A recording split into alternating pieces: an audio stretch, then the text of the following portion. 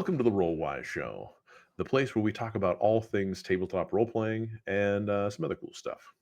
If you like the kind of shows that we do, if you have topics you want to listen to, as well as you want to be notified and all that stuff, don't forget to do all those things like, share, subscribe, comment, whatever you can do to help us out with the algorithm. Today, we're going to be talking about a couple things before we get into our main topic. So we're going to touch on a little bit about Jeremy Crawford also leaving D&D. Tariffs are even more confusing. And then, of course, our main topic today is going to be a little bit on Robin's Laws of Good Game Mastering, an ancient tome found in the Dusty Pyramid from 2002 or mid 2000s, somewhere in that range. I don't remember actually, now that I think about it. But that's neither here nor there. So Mine I'll says look at it and copyright I'll give you the. 2002. Oh, I was right. Oh, perfect. I think it is 2002. Yeah, See, I mean, I know exactly what I'm talking about. you were correct by accident. You are the Perfect. copyright professional. So, Well, I don't know when they revised it though. So, but that's okay. So we're going to be talking about that a little bit today. So we hope anybody that's interested in game mastering advice have read this type of book, or you have other books or resources you'd like to recommend to us, so we can help improve our game. Let us know. So Jeremy Crawford leaving D&D, shortly announced after Chris Perkins. That, I mean, to me, that just seems like a troubling sign when two of your most recognizable names in the area, like, all of a sudden are gone. But what do you guys think? Do you think that's well, they're not only the most recognizable names. As far as I know, they were the two guys at the top, outside of the Hasbro corporate people. Mhm. So, the two people leading the brand are now gone. So there will definitely be some sort of a new vision moving forward, whatever that may be. But Mhm. I mean, it's certainly either they were tired and didn't want to be there anymore, or they were told to leave. And we're all playing it off as if everything was happy. I'm usually the cynic when it comes to corporate type stuff, Sure. but I'm looking honestly, forward. at the end of the day, it doesn't matter. I'm just looking forward to what they're doing next. I don't think Yeah. my interest in D&D has waned to the point where I don't know, they can do whatever they want. Like Sure. I feel like the company's moving to selling their IPs more than producing a product. So Mhm. I think this is just part of that. They don't necessarily feel like they need rules writers because they're not going to be the ones writing that stuff or publishing that stuff. They're going to Could be. Mhm. eventually give it to somebody else. So Yeah. So the actual article that I read about this comes via Screen Rant. Christian Hoffer put out something about a week ago, and basically just kind of had a chance to talk a little bit and understand why the changes were happening. And they actually spoke with Jess Lanzillo, who was something that I believe she's the VP of franchise and product, and kind of just to get an idea to try to cut through the corporate speak. I don't know if you've seen those videos where they're like, "I've brought my corporate translator with me," and all that kind of Yeah, stuff. you cut down 40,000 words to about 110. Mm-hmm.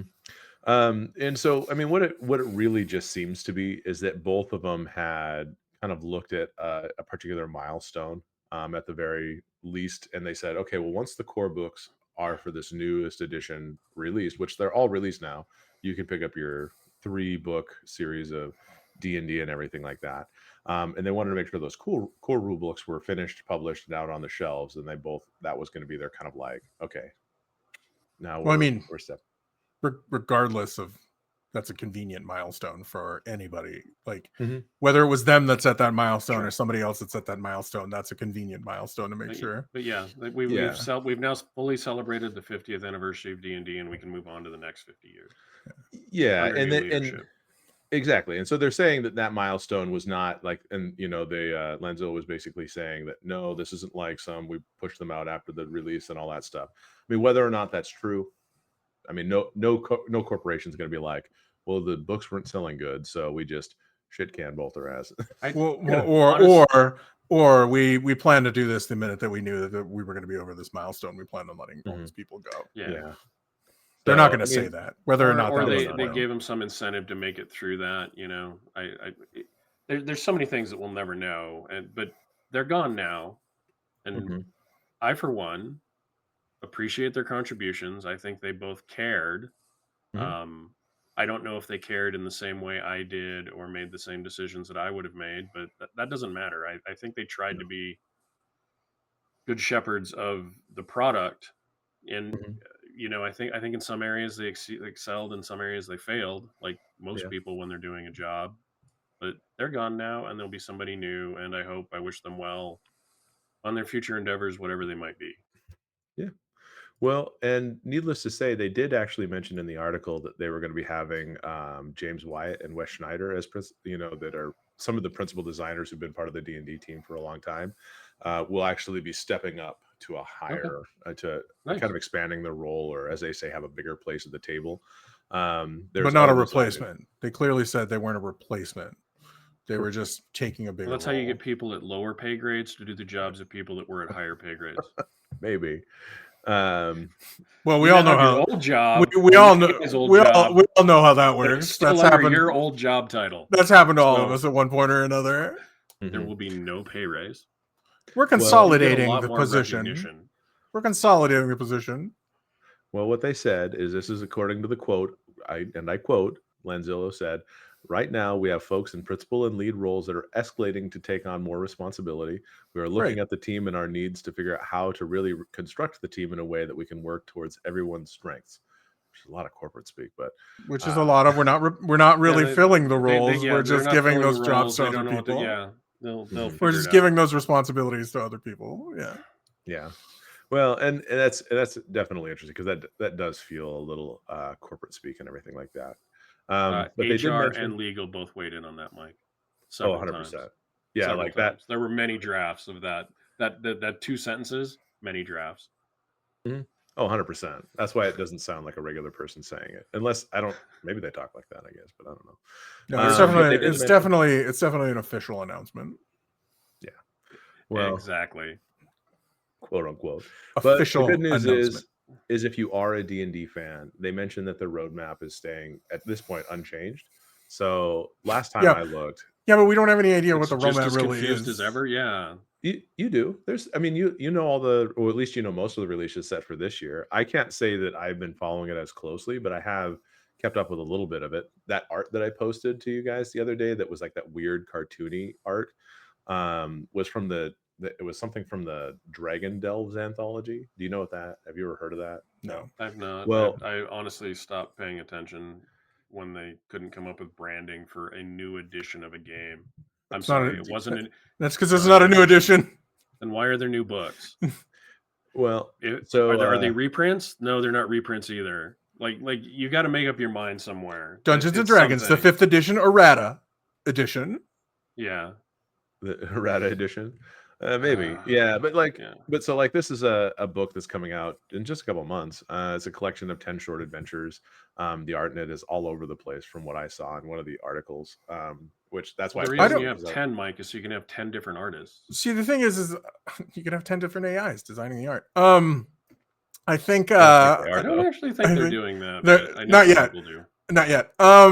But my point is like a release schedule isn't a roadmap for your like your Right. IP or product, and that's more what I mean. Is they say it's not varying from the roadmap. Well, was Sigil a part of the roadmap? Because there seems to be some pretty big variance on what happened with that. No, it was released. It just may not work as It was released to no fanfare, to no anything, much like the D&D channel that was on wherever they put it. it was on that Freebie, freebie, yeah, that you Yeah. couldn't find which it. is owned by Amazon, which is technically part of Prime, but sort of separate, but kind of integrated, and it just made something that nobody could ever find. Right. And didn't announce it, frankly. Yeah, it was an underwhelming announcement for Well, what were it's easier some to really cancel good it after a shows, month actually. if you don't announce it and nobody can find I'm it, just and it doesn't saying get any that sort of ratings or eyeballs. they lasted about the same amount of time, I think, really, is what I'm saying. Well, it's probably still there. It's hard It's to know. not. No, No. I it's read not. an announcement that they defunct it, that they took it They down. they defunct it. Yep, they took it down. They were like, nope, this isn't working. Well, Which, I mean, again, one of the things that I will comment again on that, getting people to watch live programming and not being able to like like download it and watch it when you want seems to be short-sighted in today's day and age. It's a little rough, And you know. it seemed like the kind of content that you could write that into whatever contract you were paying them. Like they weren't going to hold you over a barrel. Oh, you want to be able to delay. Oh, yeah, no, that's going to cost you like 8 times On demand. What's that? Yeah, who Yeah. knows? We can't. Well, They we made can't. their decisions. We It can't. failed. We can't make a show that people can just get on demand when they want it. What are you talking about? Anyways. Well, but the funny part about it is Faster Purple Worm Kill was actually enjoyable to watch. Like it was just wild and crazy enough that, you know, when they had the Comic-Con thing here, I was like, I would like to go see it. I didn't have tickets to go to Comic-Con, so I obviously could just walked in, I guess, but I would have liked to watch it too, but you know what I couldn't do? Catch it live. That's what I couldn't do because I have work and things that I was doing. you know what you could have done? Brian, is you're you not could- working at like what was that 1:30 to 2 in the morning No, you're right. I was not working then. every other Tuesday? Nor was I sleeping for work. Excuses, Brent. Excuses. I'm just I saying. think you should have worked harder. is I all I'm may saying. have caught an episode if I could have, I don't know, downloaded it when I wanted to watch it. That's true. I I'd be mean, I curious if the understand how the library is there 11 somewhere. a.m. episodes were inconvenient for you.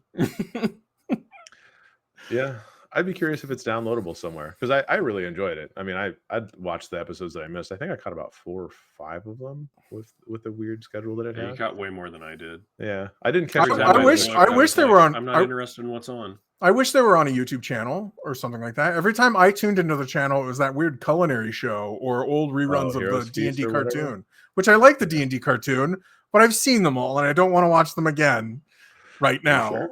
Yeah. Yeah, Yes. fair enough. Fair enough. Well, needless to say, I would be curious to see what what they do next. And if they want to do nothing besides play at their own home table and they just want to do their own thing, that's fine Hey, too. Brent, it looks like you can get Faster Purple Worm Kill on Tubi, the Roku channel, and Plex. Oh, cool. I'll check it out on Tubi then. Everything's on Tubi. I should have known better. I should have known. Between Yeah. Tubi and Plex, they have a lot of stuff. Good. We'll see. Maybe now you get to enjoy some of it. So if you do want to watch Matthew Lillard and Purple Worm Kill, you can check it out on Tubi. You heard it here first, maybe? That's what the Google search said. So if it's not there, It's Jeff's fault. take it up with Just Google. everybody remember it's Jeff's fault. You should definitely send emails to Google support. And you can definitely leave a comment on it being Jeff's You fault. can leave a comment about how my That's Googling fair. skills are negligible, insufficient.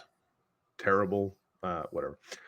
So needless to say, I think that's all we have to say about that. It's interesting news just because I think we'll see kind of a paradigm shift. You know, I mean, obviously, whenever leadership and stuff like that changes, stuff changes. I mean, I know that there's still a lot of stuff in the works, so you may not see that change immediately, but it'll be interesting to see what happens.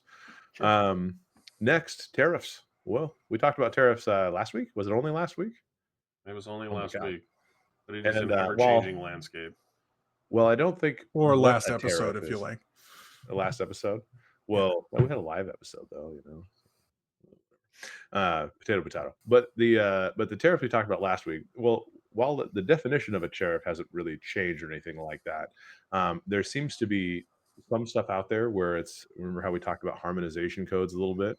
Well, some people think that role playing books are books. Some people say that they're parlor games. So this will be interesting to see if they fall under the exceptions and all that stuff. And as we also said last week, anytime you talk about tariffs, because of the wonky nature of them right now, it could literally be out of date by the time I post this. So don't trust us for the latest information on tariffs, especially if you're in the industry. But I would be curious to see how people that are smaller game studios, if you happen to find this channel and you want to talk about your experience, we'd be curious to hear how you're navigating that and what. I mean, we don't want to, make it more stressful than it is or anything, but we'd be curious to see which challenges you're fighting, and how you're going about your day and like how that's changed the landscape for you. And if it's, kind of seized up production or if you're still just going straight ahead with PDFs or Definitely keep an eye on your emails, everybody that has Kickstarters, because I know like all of the Kickstarters that I are shipping stuff to me, like they've all been sending in like information out a lot. because every company is handling things slightly differently. Mm-hmm. Like, do you have any I even saw examples? one board game company today that came out and said they're still producing, but they are halting shipments to the U.S. until they have some sort of definitive idea on tariffs, because they don't even know what they, if they were going to make like a price adjustment, they don't even know how to do that because the landscape's changing Yeah, so quickly. Colt did an announcement today that they're holding off doing their like certification, your survey that you get at the end of all of your. They're holding off on doing it because they're trying to wait until there's some stability in what it's going to cost before Sure. they ship everything. Because they're an out not a U.S. company, so they're definitely Mhm. going to have problems. Yeah, So it's hard. Like I said, I mean, it's just such a thing, and I think I've seen it best on some of the forums that I've visited where people have been commenting about it. It's just like it's just hard to really be in a business right now, and if you have anything produced that's brought in, it's just like you just don't know what it's going to be day to day, and that's got to be stressful as hell. That's all I can say. Yeah. So tariffs still not as fun as they'd like to be. Um, Perfect And lead in though. still, they're going to have a huge impact. Oh I yeah, haven't heard of any role playing publishers laying off people or shutting down, but there's already been one board game publisher say that oh they're yeah. going to declare bankruptcy, and others, more than one, a couple so far, that have announced decent sized layoffs to their staff. Hmm. So That's tough. there's it's going to be an interesting few years. Yeah. So on that lively note, shall we talk about Robin's laws and good game mastering?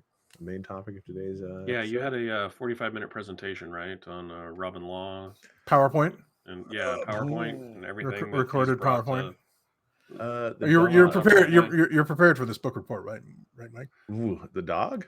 Can I use that excuse? Is that the work when I'm an adult? The dog ate my car, which ate my homework, or something. the Um, dog ate my computer. the dog ate my computer. My dogs are bad, but they're not that bad. Um, so today we're actually talking about Robin's laws of good game mastering, and I think the easiest way to try to summarize what this book is trying to be is it's basically kind of like a guidebook that helps game masters kind of help them build better stories and engage with their players.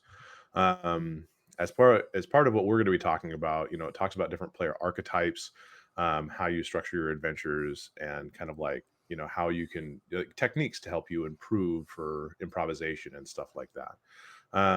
And I would So, say that. Oh, and I go ahead. think what he said in the very end of the book is important, where he said that a lot of times when he sees people asking advice, it's not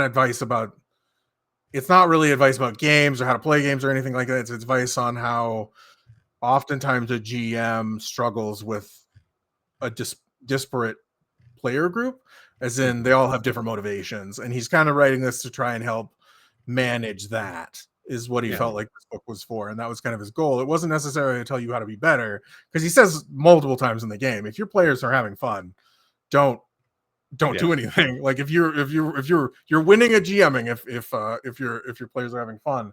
But if you're having problems, managing Mhm. all of the personality types, that's kind of why he wrote this. And I think that's a neat angle to take it on, because I think that's Mhm. where you run yeah. into friction. Yeah. No, it is. Well, That's huge, because I just want to tie into that really quick, because I thought that was a good point as well. But then at the beginning, he also really said that in a role playing group, participation's key. Mhm. It's not mhm. just the GM participating and the players reacting. It's really getting all of the players to participate and interact and do a lot of the heavy lifting, so the GM can do a lot more of the behind the scenes stuff. And people are not going to engage with your content unless there's something meaningful for them to engage with. And since there are different types of players, Mhm. you can't, unfortunately, just have a blanket solution and say this one type of scenario will appease everybody. You've got to add little things for everyone. But Mhm. I really like that he picked up on the participation thing, because I've definitely played with GMs who love the game, meant well, and were mostly running the game for themselves. That's true. Where that's kind of like they've kind of created a fan fiction of some of their favorite stuff, and you're just having Yeah, to go through their fantasy world. And and some And players it's may be very, okay with that. yeah, it's very You know, railroady. Yeah. hmm and some players may be okay with that, and some players may not. So yeah. So I think it's there's a lot to really discuss about this, and I know that one of the first stops that I had kind of thought about was like why is good game mastering is important. I think that's a very interesting question. But I'm kind of curious to hear what you guys think that, why is it good to be try to be a good game master? Because sometimes that's subjective in itself, I guess. no, it's subjective, but unless you can define what you're trying to attribute as success, Mhm. you won't know if you've ever reached it. Like there's a percentage of it that's, like I may not know art, but I know it when I see it kind of thing. Mhm. There's a certain amount that's subjective, but I think you need to be able to define what success looks like and understand what that definition is in order to objectively know whether or not you've had a good game session. I think a good GM is subjective to the group because it's all going to be different types of players and different opinions of what good means. But I think the one thing that you can't have without a GM or a good GM, because essentially the GM is like the glue that holds the whole thing together. Like without a GM, you don't have a game. Mhm. Um, Mhm. you just don't. I mean, I know there's GM-less games, but somebody has suggested playing that game, and they're sort of taking that role or responsibility. Right. And I think that's what a good GM means. A good GM is the person that provides the framework for what's going on. Yep. Well, and it provides fairness, engagement. I was really surprised because like just the one of his keys that he mentions kind of at the beginning is just like really the key to great GMing is basically, as you guys said, it's like finding out what everybody wants and then find a way that matches the game style, but also make sure there's a little something in it for yourself. So I kind of feel like that's kind of hits the nail on the head, is that if you're finding something that allows everybody to have a little bit of a little bit of screen time, a little bit of fun, they're getting what they want out of it. And I feel like when we talk about player archetypes in a moment, it was interesting to kind of see from his perspective that this book kind of says like these are the kinds of things that I've encountered, and this is how I classify all these things, and this is where incompatibilities go. And you're like, oh, I guess I could see why different friend groups from when I had more friends playing the game, why they didn't necessarily mesh as well, because it's just their personality types and how they approach these games kind of fell opposite of each other. Well, they're looking for something different out. Each Yeah. person's looking for something Mhm. different out of the game. And we've talked about archetypes, I think, a little bit before, Well, Yeah. yeah. where you know, yeah, they're all looking for something, a different sort of satisfaction. Mhm. It's a rare gaming group where you have a lot of the personality types align, unless the Mhm. game really, unless you stick with it for a long time, then people sometimes gravitate, like their gaming style kind of gravitates together. Mhm. Or if you have somebody really charismatic leading the group that kind of pulls them into their style of play, Hmm. and they kind of go with it. Yeah. No, I thought it was. I think it's kind of. So I think it's player archetypes, right? So player types.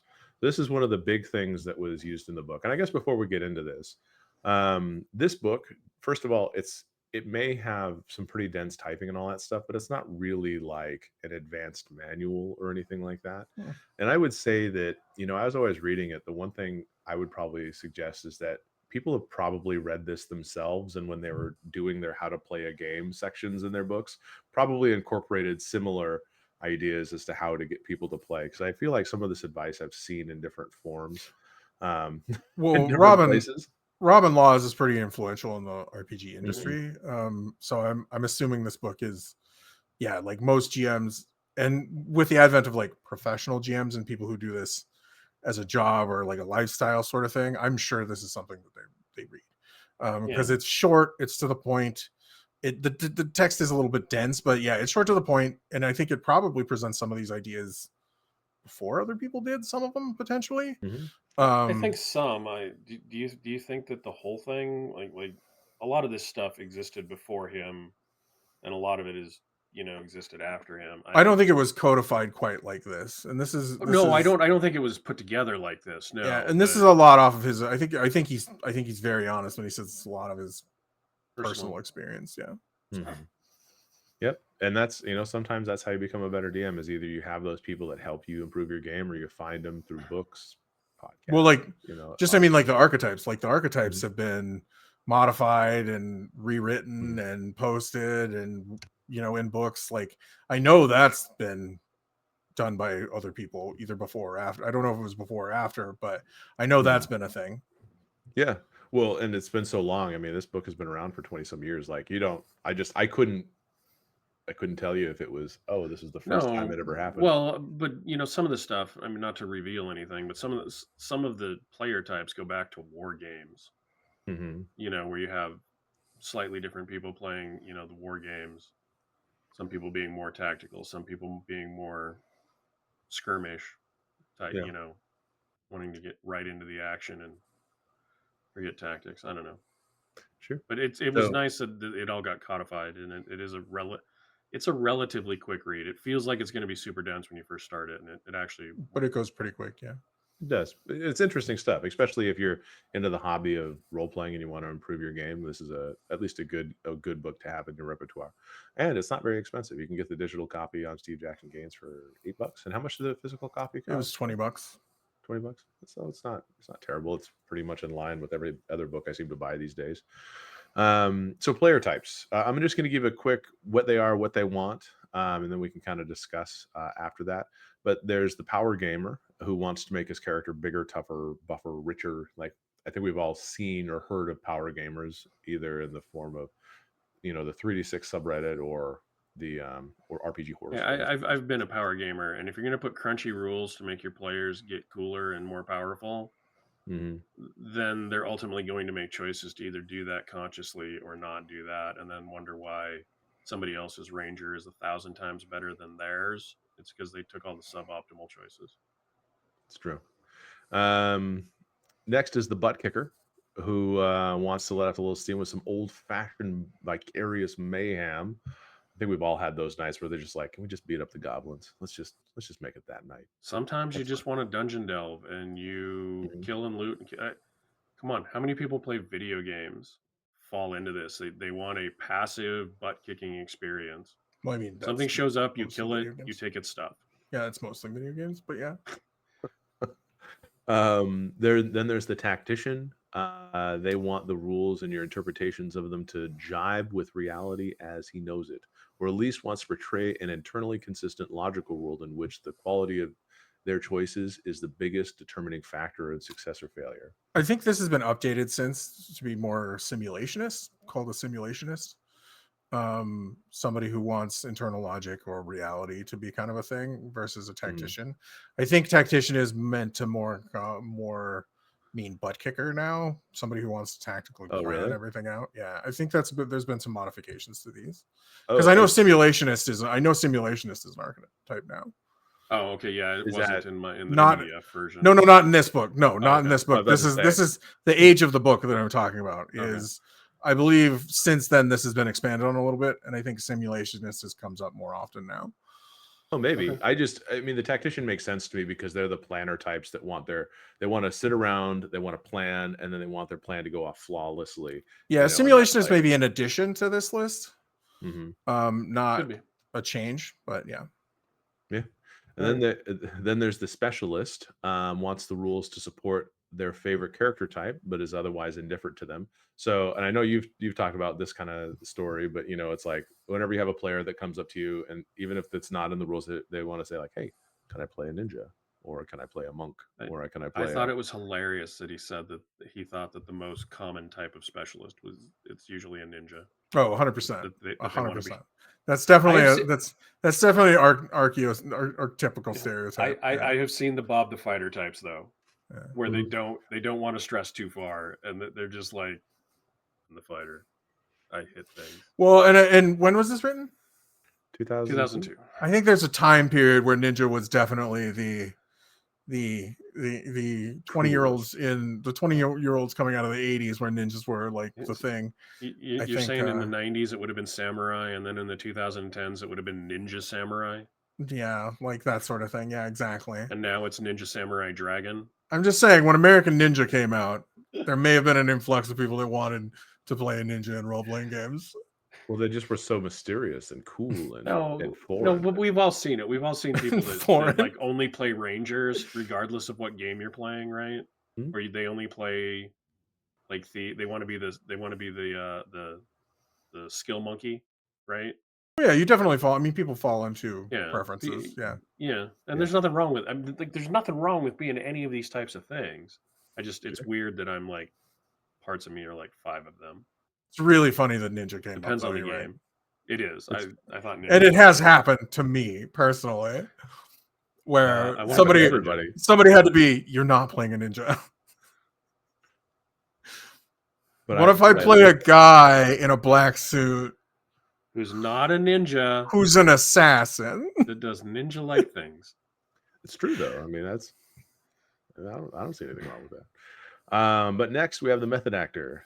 They believe that role playing is a medium for personal expression, strongly identifying with characters they play. I mean, method actor is just. I mean, everybody has kind of heard Is that. this term everybody before. on Critical Role? I mean, they're actors, so yes, probably. Yeah, probably. They do it as a profession, so yes. Yeah, and they do really well. They So do. that's It's entertaining as heck when people that do it well do it. Actually, it's pretty entertaining when somebody really gets that into character. As long as Mhm. as long as they're not taking over the table, it's pretty entertaining when somebody is that committed to their character, Yeah, and it they carry a really lot of can weight that be I quite don't fun. want to carry as a player. Okay, it's true. I mean, it's just like, okay, well, they're invested, so I can have more fun at They this are, now. yeah. No, it's Yeah, good. It's fun. it's true. It's not something I Um, want to do, but I recognize that it's fun. I don't think I have any particular talent for it. Neither do I. As people who watch our live streams know, we hardly can get into the character to the same level as those professional actor types. So All of my we characters have apologize. my voice. They have a unique, 90%, specialized voice. 90% again, like I always say, 90% of home tables are nothing Right. like Critical Role. So No, but it does make it fun to watch. It does. There is the storyteller. They're more interested in taking part in a fun narrative that feels like a book or a movie than a strict identification with their character. So that's kind of an interesting one, is that dice seem to be less Yeah. important in And their the idea, as long as the tend story to is be a little cool. less important. yeah, Hmm. really cool applies a lot to that player. The hard It's part true. is that I think I'm part storyteller now, but like 5 years ago, I wouldn't have been at all. And I think it's because we've played a lot more narrative games since then. I think players vacillate a lot between these, like all players. Yeah. And I think there's one that probably stands out more than the others. Pinning that down might be a little hard, and you need to be able to adjust. That is the one thing I would say about the book, is you do need to be able to You're gonna adjust make for me that. cry, Brent, because if I had to pin it down to one, I'm probably just the casual. Well, I feel that way too. And I should be cooler than See, I feel that way about myself casual too, player. and I don't necessarily know. And that's why I say it kind of depends, because Sure. I think people who care about the game but aren't super like focused on who try to have a whole holistic experience with the game, I think they come across as a casual gamer, even if they're pretty dedicated to the hobby. Because I have a hard time saying casual role-playing gamer for various I don't know if reasons. I'd call you casual, but I'd definitely call me casual at times. Yeah, but I think it's just that to me, the casual gamer, when you show up to the table, it's just like, who do you allow to take the spotlight if there's ever if the ball is in the air, who's the one leaping for it and knocking Sure. it to themselves, kind of thing. And I feel like the casual gamer is going to kind of surrender that more quickly to another player than alternatively, and especially if there's equal opportunity for everybody to have acted. And not to say that that's bad, it's just to say that sometimes, and this is where I think the player archetypes can have a little bit of a weirdness to it, is that these are great in how they behave and everything, but sometimes the reason why you're there to have fun is not necessarily to be storyteller, you're there to have fun because you want to hang out with your friends. And I Right. didn't see that player on the list. But that is the casual. That is the Yeah. casual play, the casual gamer. They're there Mhm. because they want to hang out with their friends, maybe roll some dice and stuff like that. Yep. You know, and I always say one of the things I always say about D&D is I think it caters to all of these gamers almost Mhm. on accident. Like there's something in Dungeons and Dragons that caters to all of these most every game, mostly by accident. I feel like it was never intentional, but it does it. And I think that's one of the reasons why it's so popular. It's true. Did you guys like how throughout the book he kept like kind of rating all of these things like on a -3 to +3 Mhm. scale, and you know Mhm. like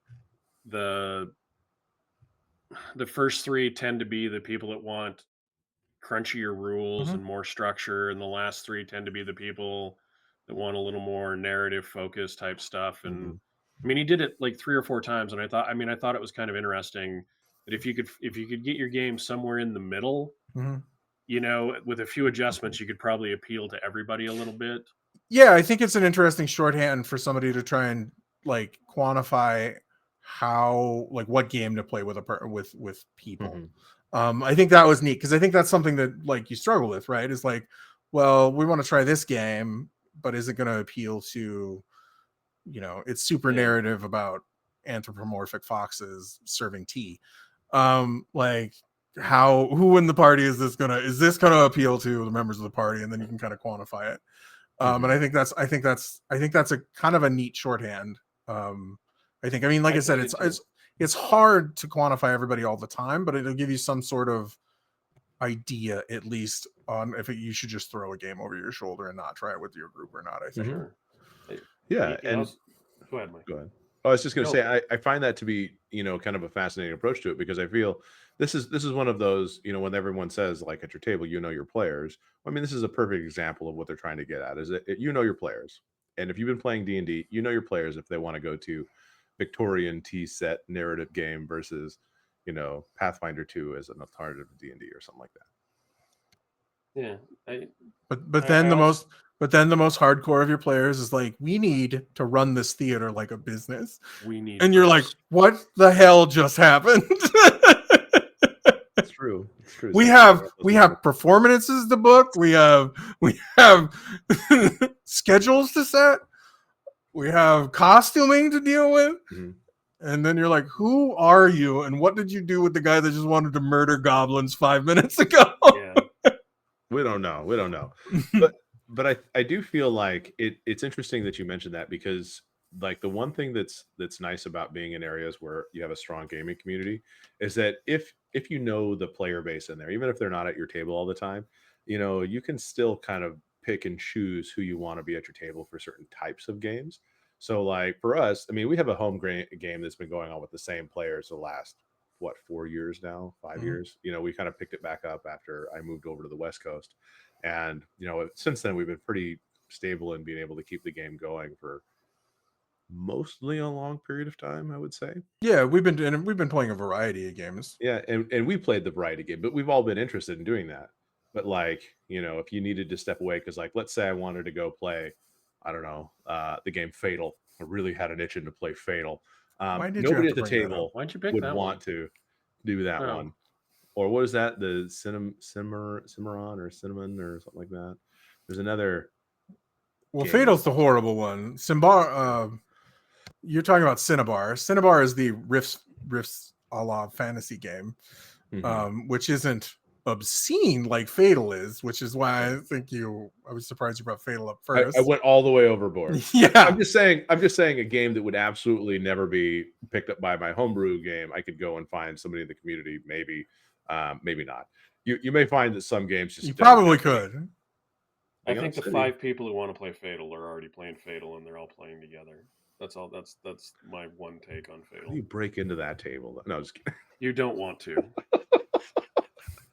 kidding. Brent has an By entry. invitation only, I assume. Yes. Comes, we heard you want to play Fatal. There's a little black envelope that shows up on my doorstep one day. Oh god, that'd be terrible.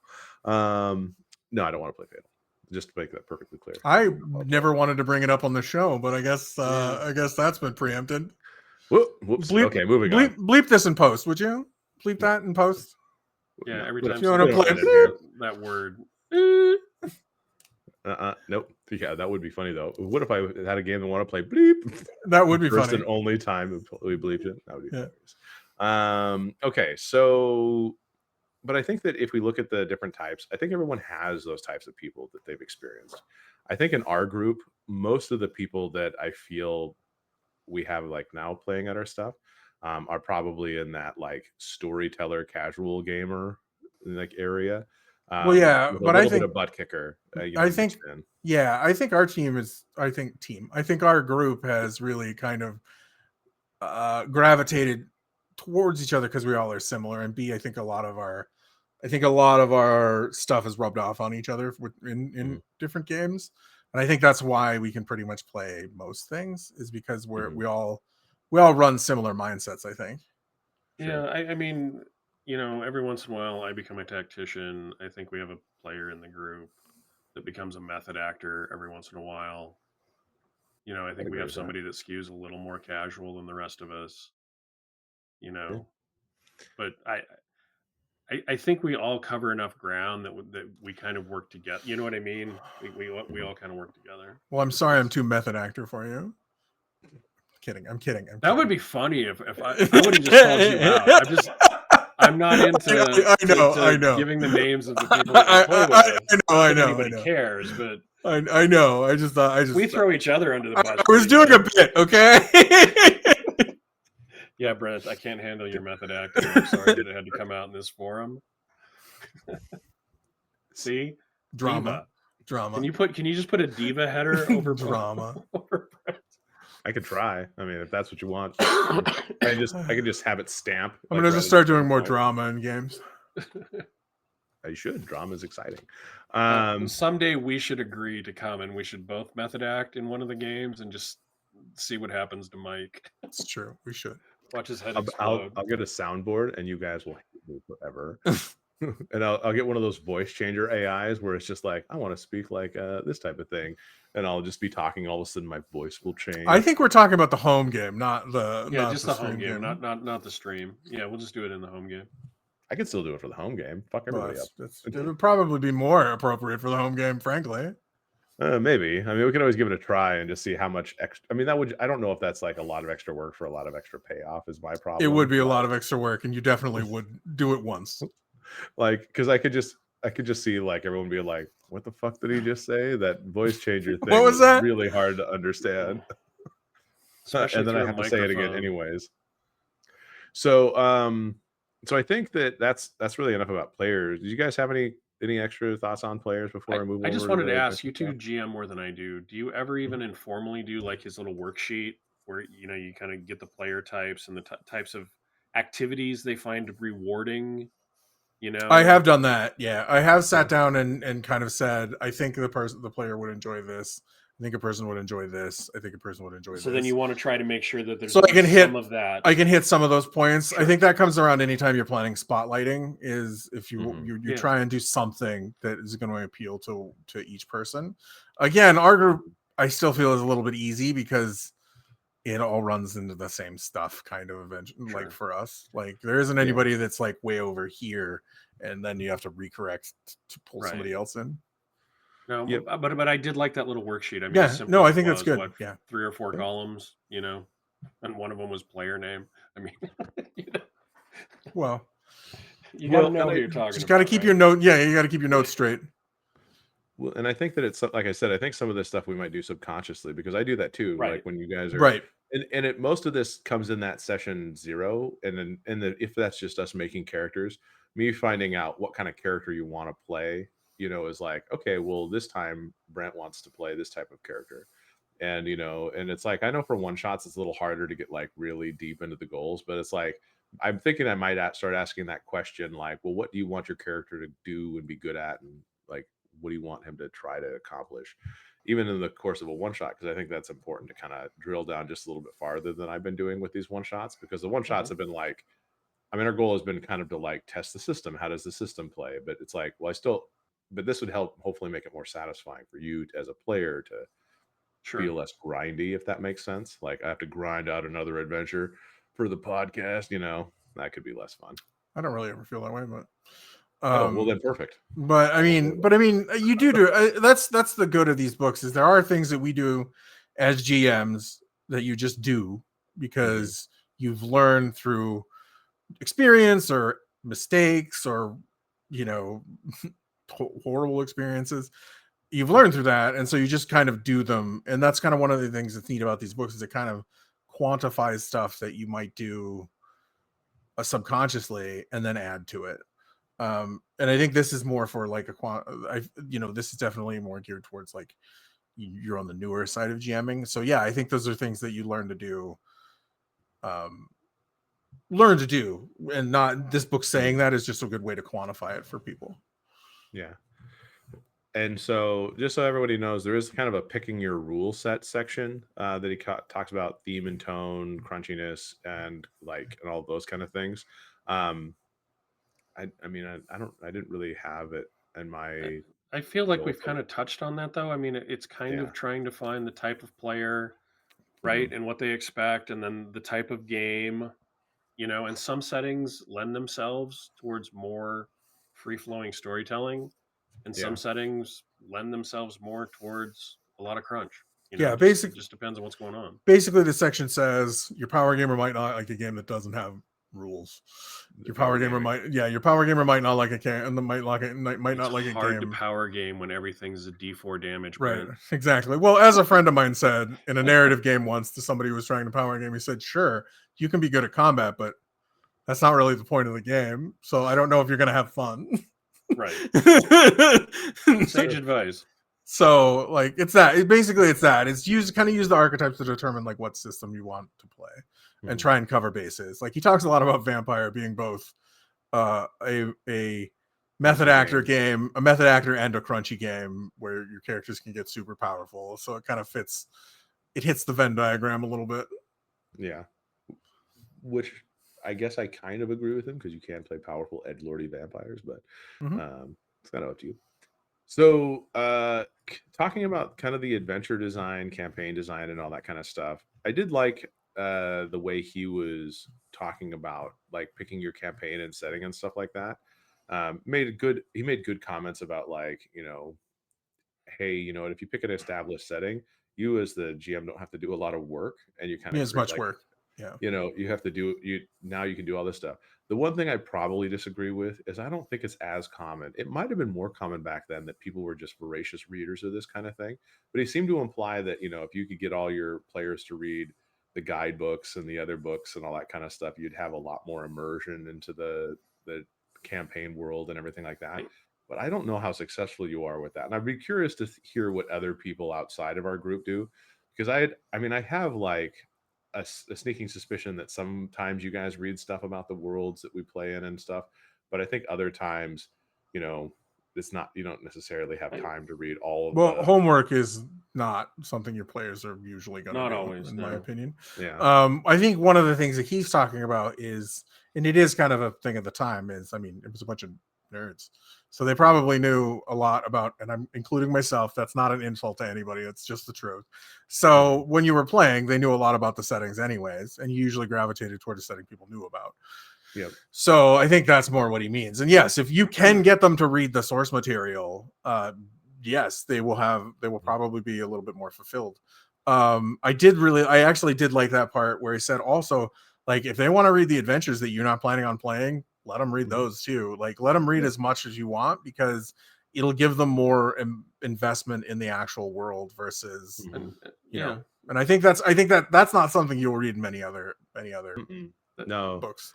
they'll say GMIs only, and then you'll be like, "Oh, I guess I should follow it." Like Yeah, maybe and there's he's something like in here just that'll. yeah. eh, Don't let them know future plot hooks and stuff, but stuff about the setting. well, he said it's Because even better that they know the secrets yeah, than so they can invest in the world than not. yeah, So, Yeah. because one of the problems is like that I've always had because I've played in, and maybe it's just because I haven't played in a successful one, but I played in a Mhm. lot of campaigns where somebody has spent a lot of time developing a world that's not used anywhere else, even if they're shoehorning in a written adventure into this other world, with some changes. And you don't know it as a player, you don't know anything about it. You don't know anything. Like this other person has hundreds of hours invested in creating it, even if it's all in their head. Mhm. and the players know almost nothing as they sit down other than like really broad strokes, Right. and it's harder to get into it for a little bit. And maybe I Yeah. just haven't had a GM that successfully pulled it off, making their world seem real to us. Well, and you also run into the problem sometimes where it's like, would my character know this versus like what would my character know versus what does my character not know? Yeah. When you run into those homebrews, you run it. I mean, you run into that with pre-published material, Sure. really. Mhm. Um, Well, but it's real hard with the homebrews sometimes, where it's like, well, wouldn't my character know well, about these exactly. organizations? Because I Well, and don't. that's and that's where it becomes really tough because not only as a GM with the homebrew stuff do you have to explain, you have to set the tone and make it exciting, but you have to also find somehow the ability to insert all of the you have to To load feed that them the lore up information. Yeah. because it's like and maybe you can blame the fact that everybody looked at monsters manuals as a young kid. It just kind of became part of the thing. But if like a Tarrasque shows up and you're a D&D player, you're like, oh yeah, Tarrasque, I know where this is going. Me that way, that kind of thing. You don't need like a lot of like, oh, a Tarrasque? The Tarrasque. I've never. Is it big? Is it small? Like, is it a vegetarian? Like that kind of stuff. As a DM, because like if a DM homebrews a monster, they have to explain all those details. A That's little why bit different. that's why modern settings are nice sometimes. Is Hmm. because it's like, oh yeah, it's reasonable that your player would know that your character would know what you as the player would know in a modern setting. Sure. Within a few limitations. Like, they're not going to know all the ins and outs of Delta Green potentially, but they will know how to drive a car. They will know Yeah. how to find an address, how GPS works, stuff like that. Hmm. Whereas sometimes it's like, as a player character, it's like, do I know magic works this way? Would I know Yep. magic works this way? Maybe, maybe not. Yeah. So moving on to the adventure parts of it, I did Yeah. feel like the adventure section was pretty good. I Mhm. did find it funny because as you had mentioned before with like the crunchy quotient, there is this structure quotient that he does too, which like storyteller loves a structure, whereas a tactician hates a structure because they want Right. to have kind of the Well, ability they just to. don't care about the story.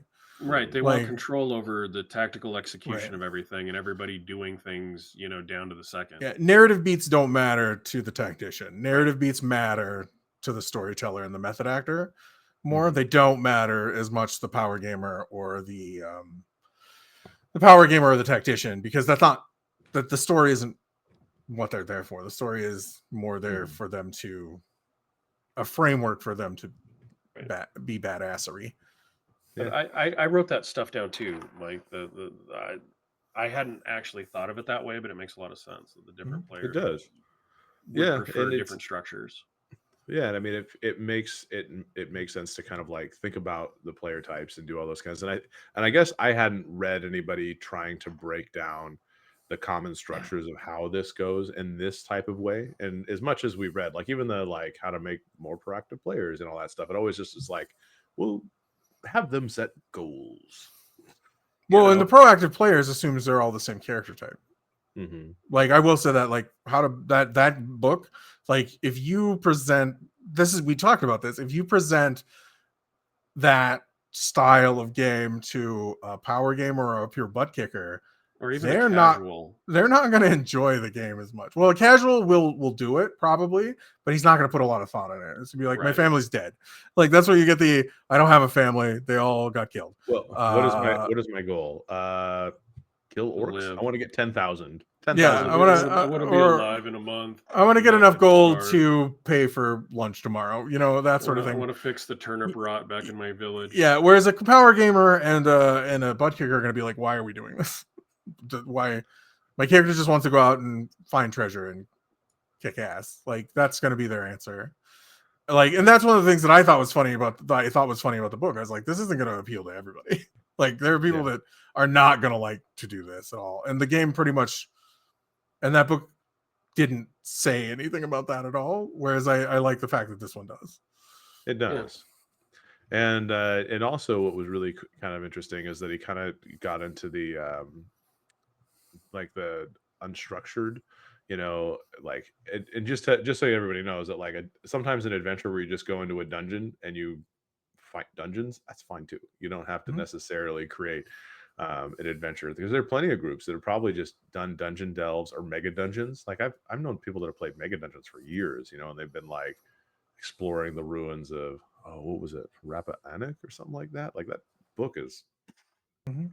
you could defend your household with that book, is all I'm saying. So it was nice to kind of like break it down as to what are some of the strategies between you know, like your branching narrative versus your episodic versus your set piece and all that kind of stuff. And episodic seems to be where we play the most, is it's like, well, this loosely goes together in a long string of Mhm. stuff, Yeah. you know, and that's perfectly fine if you and your players are getting a lot out of that type of thing and you're willing to kind of forego the fact that there's blur between the two stories. In It's this perfectly section, cool. I think he also says one piece that I really, really, really liked, where he Oh, yeah. said, "Make sure your players know what they're supposed to do." Yeah. Oh, I think that was in yeah. this section, and I Yeah, that's think mission. I think Yeah. that's really important because, and I think that's one of the reasons why I like games like Delta Green, where like you have a mission style game, where it Mhm. works really well, is because when the game starts, the characters know what they're supposed to do. Whereas I think a lot of like sandbox or adventure games, your characters, there's less of, well, what are we Mhm. supposed to do? Well, you're adventuring. Well, what does that mean exactly? Yeah. Yeah, and so No, no. I thought that Somebody was has to come up with something. I thought that was really a smart It was. thing. Like I think that was really Yeah. smart, where the players need to know what they need to do. I, Either like, and I think that's where the goals come in, right? Either short term or long Mhm. term. Like they need to know what they're working towards and what yeah. they're doing. I loved that he said your players. You need to have goals for your players. Yeah. Yeah. But I think we've done episodic, Mike. I think we've Mhm. done a little bit of puzzle pieces. You know, where different plot things come out and you investigate the ones that you want to and eventually connect Mhm. them. I Yeah. think that I've played some set piece games, not a lot, but you know, like the big opening at a James Bond movie, right? The the Mhm. huge thing that isn't really connected to Uh, everything else. you've definitely played some set piece games because I've run some set piece games Okay, for Yeah. sure.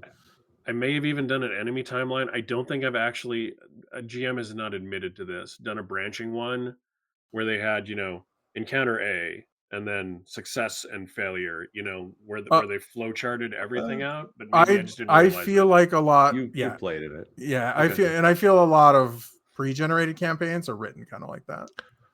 Is Cthulhu Confidential was like that a he didn't lot. play okay. in that? I played in that, and I know that's written Oh, that way. fuck. My bad, Yeah, Jeff. No, you that didn't. was just me. That's okay. But I was isn't laying in bed. I couldn't get out of bed for 2 months. Isn't the Vason game kind of written that way? I thought it was more Like puzzle piecey. the fish game, the silver whatever that game Not was. to the degree that I think Okay. that you're thinking there. But I mean, It certainly I would felt that say, way. yeah. Well, I would say that it was like, when you're looking at that, it because I don't want to say that it was necessarily as branching. I think you had to kind of make it that way, where like you guys failed to get the information that you needed from the house, so therefore you had to do this other thing. So it's kind of like Okay. kind of That's what some wild branching. card, I guess. Yeah, it's not, well, yeah, branching is like you do a thing, there's two Mhm. outcomes, you do the second thing based on the outcome, Yeah. or loop back. Even So even if they it eventually by felt the that way. fourth thing they lead back to the same place Yeah. that success would Yeah. That have, game I, you took a so I different guess. path. that game felt Yeah. that way. Okay. And the Delta Green shadow puppet strings and shadow plays, was that what it was Yeah. called? That was Uh, very set piece. yeah, Okay. that just wanted you to Yeah, no, experience no. And like that's why it felt weird, is because it was very much this happens, then this happens, then And this this happens. right. And it happens regardless of Whether you're where you succeeding are or in the story. failing. Yeah, where you are in the Mhm. story. That's why it was so Um, disorienting. that's why it Well, felt bad. I and it was I did want to call out though. He did. It was a little earlier in this, but that there were you needed multiple ways out for your players, especially if you Mhm. have a key plot Mhm. point. I mean, I'm like, well, we've brought that up at least 100 times. Well, that's because it's the That's thing because that it's a your GM could plot do can't so hinge on getting easily. information from this guy, and then you roll and fail. It's a thing that you can do so easy, and I've done on so many games, even knowing I shouldn't do it. Like, okay, roll the dice. Oh, you failed that. Oh, you rolled a 1. You You didn't rolled a even 1. You didn't even ask him the question. um Listen, well, you figure it out anyway. It's like, I, you know. I think I shared it just with you, Brent, but there was a short where the person was just like, oh, there's a guy, he's thirsty. I give him water. You roll a 1. You drown him. Right. Yeah. Yeah. You're Yeah. just like, what the Exactly. fuck? You force the water down his throat until he drowns. Yeah. Exactly. You know, it's just it was so weird, you know, because I've been in those kind of games where I know that some people have been like, oh, you rolled a 1. Or so and so, you know, the key NP's hurt. He's hurt. Well, I'm gonna use a medical check. Oh, you failed and killed him. Oh, you rolled a 2. You Um, think he's fine. um, You should just go to sleep and rest. you kind of needed that NPC. What do I He do died in the now? night. Yeah. Well, let's just say that the Regardless, application of your broadsword to yeah, regardless of your ignorance, he survived somehow. Regardless, you putting your thumb in his brain, he won. He lived. piano, trombone. It turns out he didn't need both eyes. Yeah. Yeah, And he's No, very it's- grateful that you managed to save the one by not sticking your thumb in it. Exactly. it's true. It's Sorry. true. Your application of Nightshade appears not to have killed him somehow. Oh, yeah, that was a really strong poison. What's funny is that if you like somehow live, then they'd be like, "There's something suspicious about this guy." Yeah. Yeah. Or that. I didn't kill the NPC that was critical to the storyline, and now I'm suspicious of them because I Yeah. failed to kill them. Yeah, Welcome to my life. that's players get in your way the most. Yeah. Well, yeah. So, As a player, I Oh get man, in that was your way the most. that was another thing he said too, right? Like, don't make things complicated because your players will do that for you. Like, just don't bother to make simple. it complicated because they're gonna make it complicated enough for you. I had another Yeah. question for you guys in this Sure. section. He had a line that I actually wrote down that he said that improvisation's easier than you think if you prepare, and he was talking about like having lists of NPC Mhm. names, Yeah. having some ideas on like personality types. Do you guys prep like that and do that kind of stuff? Because it made a lot of sense to me, so I that do you're that. not caught flat-footed. I do that. The one thing that I don't do that I Mike's got a like that he caveat. does Okay. is that it's not a caveat, but it's just an elaboration on something that I can do. Sure. Is that like because honestly, I have reams of books that I use to like create name lists and stuff like that. I generate 20, 30 names just to have an NPC on hand because I am shit at making up a name by myself. Like if you guys roll up into a town and I don't have a name, you guys know They're all Bob like, Johnson. pretty much. Like What happens to me is William Smith. they all start with the same letter. That's what happens to me when I'm just totally ad libbing and don't have a list. Yeah. It's Robert, Randy, it's Bob, Ray, Ruth. Bill, Brandon, Brett, Bert, Barney. That way, if they meet anybody with a B name, you know it's an NPC. Yeah. Well, no, that's not intentional. It's just like, you name a character, and then a little while later, it's like, oh, well, this is Bart, and then you're like, oh Jesus, everybody in this town has B names. Yeah. So that I fall into all those traps and worse because my names are not only that, but they're stupid or they're somehow like his name is Bartolemicus. Bartolemicus is okay. That one wasn't bad. It depends. It depends But if Bart. It I know depends what you're if Bart- talking about because I've seen you do it, Mike. Where It depends if it depends if Bart. Billion. It depends if Bartolemicus is your person in the gas station that you're at. Bartolemicus, that sounds out as an original name.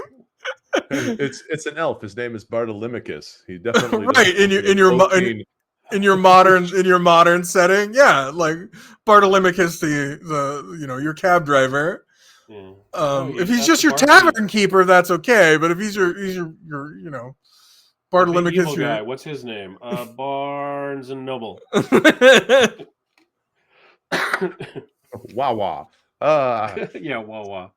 There you go. So, the one part I would to back what I was going to say, the one part Yeah. I did like what he said was the dialogue. That because you can honestly create personality for NPCs and everything like that. And there's a lot of ways that you can generate NPCs on the fly. There's a lot of methods, tools, digital. More now than there was then. Oh yeah, especially definitely. Now you can do that. But like the way that it was, the way he described how to prepare dialogues for NPCs and stuff like that, having a few of those handy, kind of as a gimmick to kind of like help you give flavor to a player, not a player, but an NPC is kind of a Mhm. nice thing to do. And I don't really do that as much as I could. Having an NPC with like a verbal way of saying something to kind of get into that personality. Because I tend to also, my problem is if I'm not planning ahead, my personalities tend to default to like a very similar cluster of Well, personality. they just become narrative personality traits. Like I, Yeah. they're not displayed I, personality I traits. was They're gonna descriptive. joke that they were all like angry school marm. Why are Well, you here? they're You're bothering perky. me. You need to leave. They're perky, Why I did you pious, choose told to you stay how at to the? and Why did you promotion. choose? Why did you choose to stay at the other end? yeah, angry. So, um, but I think that the last part of the book where they talk about focus and reading the room, I think there are some good strategies in like Hmm. how you can do some of that. My favorite strategy for like handling focus specific problems was like if you have to like deal with um like NPCs talking with each other, just summarize and deliver it Yeah, so there's don't talk to yourself for 15 minutes. Don't do that. No, No. I called it I called it the too much list, right? And Mhm. like you said, NPC dialogue right up there. Yeah. Yeah, Um, no, players' eyes glaze over so fast. The second that it's not relevant. or Mhm. focused on you, or focused on the characters. Like two Yeah. NPCs. Like you'll run into that case where players are like, "Well, we send Tommy to talk to so and so," and you're like, "Well, shit, I planned this, and the players are supposed to do it." And now you're like, "I'm not." Yeah, and now you're talking to yourself. The NPC goes to somebody and has a conversation, and like if you try and play that out, and it'll happen sometimes, it just doesn't go well. Yeah, just summarize and. He hit on a lot of good stuff there, yeah. Mhm. Yeah, because I think the last one, the improvisation one, was really good. Like, I think rather than getting into the deep the deep on this one, which is also, I mean, it's a good chapter in itself because this is one of those things that I think he did really good throughout the entire book. Is he gave concrete examples on things you can try to get Mhm. better Hmm. at a skill, Yep. and that is a hard thing to find sometimes. Mhm. Like, and I think that was one of the complaints that we had about like how to Mhm. game mastering or whatever it was, is that it kind of gave you the academic component of it and it gave you Yeah. some things to work on, but there are definitely some skill sets that go into that that help build your ability to do the things in that book successfully. And I don't think they touched on some of those as much, and I can't think of anything off the top of my Well, I head.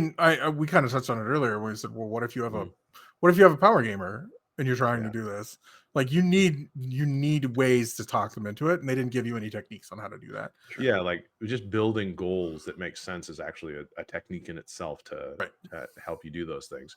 And I mean, at first, you probably aren't going to be good at it, and that's something you just have to accept. And then you have to realize how the game plays for you to go, oh, that's a really good goal versus that's not a good goal. Right. But with the improvising, I thought that was really good that he gave a step by step making choices thing. So as a DM, relax, imagine the obvious result, imagine the challenging result, surprising result, pleasing to the character, and then pick the one that feels good. And then after you get good at that, you go, okay, well, I kind of want to pick a pleasing and obvious, like which one of those would really make sense here. And then as you get better, you don't have to like go through all step sixes and all that stuff. No, that was good because he also included consequences at the end. You Hmm. know, like the surprise result probably has consequences. That's all I'm going to say, Right. right? Yeah. Hmm. Regardless of what it is, even the one that's best for the players Yeah. probably has some consequences. No, it was a good section. I love the relax was the first part. Relax. Well, You got anytime you're this. anytime you're improv, like especially if it's early when you're a spotlight and you're like improv, Hmm. it can be, you have that moment of anxiety, where it's like, Well, you feel like you're going to be judged by the players, that you're going to make a decision and then like that's going to be a bad decision and none of the players are going to be happy and then your table's going to disband and everyone's going to go home angry. Like, I mean, there is probably that anxiety that exists out there. I couldn't be speaking It from could no, experience it 'cause could I've be. never. There could be. Yeah. I worry more it's just going to be dumb. Like they're just not gonna. It's just not going to be fun. That's what I always worry about. I usually think they'll get over it. I don't think a table will explode because one bad improvisation personally, but I usually think it'll just be dumb. If I did that all the time, I could see it happening. But The table yeah, eroding. yeah. Yeah. So Alrighty, guys. Well, I mean, I was just looking at the time. We actually have gotten pretty good on here. Did you guys have any final thoughts? And I think we've talked about the book quite a bit. I We honestly, did. I liked it. I think I it's liked it. a I good think it's book. good. I would suggest people read it if you want to get better at being Practical a GM. examples. Yeah. Yeah. So, any final thoughts before we close up shop, or are you guys good? I think No, I'm good. I think Brent said it. Find a copy, read it. yeah. You'll pick something up. Yeah, especially if you're really dedicated to the hobby. I mean, will say, I guess I will have one. I do have one thing to add. The final thing that he says in the book is, if it ain't broke, don't fix it. If you're having a fun game, you're playing or players are having fun, that's the most important thing, and that's the thing that you should focus on. And I would add one other thing to that. If you're a GM and your players are having fun and you ask them and they say they're having fun, believe them. Because I think a lot of times all of us who GM don't believe it, and we have a hard time believing it. But if your players are saying it, it's probably true. So yeah, believe it. don't think they're always trying to spare your feelings. Correct. Because they're probably not. Because they'll probably tell you if they're not having fun. The reason Or that they- most people don't GM is because they don't want to. They want to play, and they want to. Playing seems more relaxing than GMing. Well, GMing, you have a lot of responsibility. Like, you're the person that's Yeah. running the meeting, to use a work term. You're the person that it falls on to organize Brent, you're going to be the moderator and today. frame it. Exactly. You're the person that's you're gonna write the story, no matter how like narrative or cooperative it is. You're gonna be in charge of the story. You're in charge of getting everybody together. So yeah, it is stressful, but it is rewarding as well when people are having fun based on the work that you put in. And so I think it's really important that I love the fact that that's how he ended the book, was with, if your players are having fun, don't do anything different, because that's the most important part.